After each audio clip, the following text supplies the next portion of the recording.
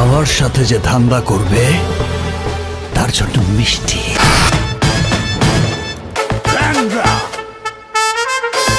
আসসালামু আলাইকুম, কি অবস্থা সবার, কেমন আছেন আপনারা? ঈদে শাকিব খানের মুভি মানেই ইতিহাস গড়া মুভি।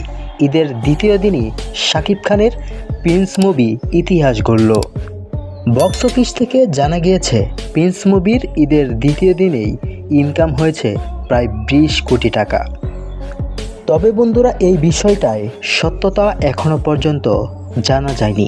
পরিচালক শাকিব খান লাইভে এসেও এই বিষয় নিয়ে কোনো কথা বলেনি। তবে অনেক মিডিয়া এবং ফেসবুক পেজ থেকে পোস্ট করা হচ্ছে শাকিব খানের প্রিন্সের ইনকাম ঈদের দ্বিতীয় দিনই 20 কোটি টাকা ছাড়িয়েছে।